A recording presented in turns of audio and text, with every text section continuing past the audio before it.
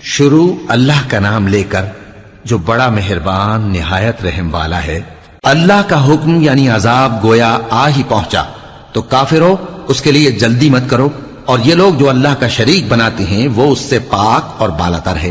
وہی فرشتوں کو پیغام دے کر اپنے حکم سے اپنے بندوں میں سے جس کے پاس چاہتا ہے بھیجتا ہے کہ لوگوں کو بتا دو کہ میرے سوا کوئی معبود نہیں، تو مجھی سے ڈرو۔ اسی نے آسمانوں اور زمین کو حکمت سے پیدا کیا، اس کی ذات ان کافروں کے شرک سے بلند و برتر ہے۔ اسی نے انسان کو نطفے سے بنایا مگر وہ کھلم کھلا جھگڑالو بن گیا، اور مویشیوں کو بھی اسی نے پیدا کیا، ان میں تمہارے لیے سردی سے بچاؤ اور بہت سے دوسرے فائدے ہیں، اور ان میں سے بعض کو تم کھاتے بھی ہو، اور جب شام کو انہیں جنگل سے لاتے ہو اور جب صبح کو جنگل چرانے لے جاتے ہو تو ان سے تمہاری عزت و شان کا اظہار ہوتا ہے۔ اور دور دراز شہروں میں جہاں تم سخت محنت کے بغیر پہنچ نہیں سکتے وہ تمہارے بوجھ اٹھا کر لے جاتے ہیں۔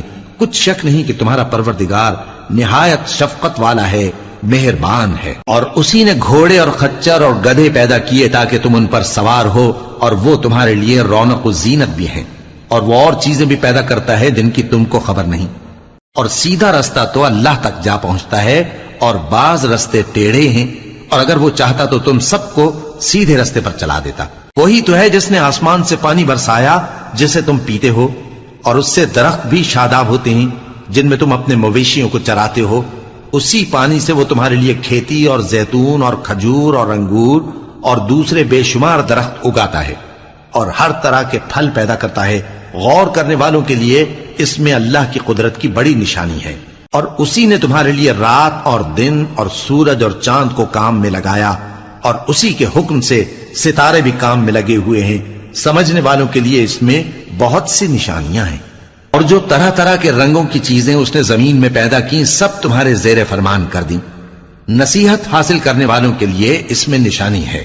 اور وہی تو ہے جس نے سمندر کو تمہارے اختیار میں کیا تاکہ اس میں سے تازہ گوشت نکال کر کھاؤ، اور اس سے زیور موتی وغیرہ نکالو جسے تم پہنتے ہو۔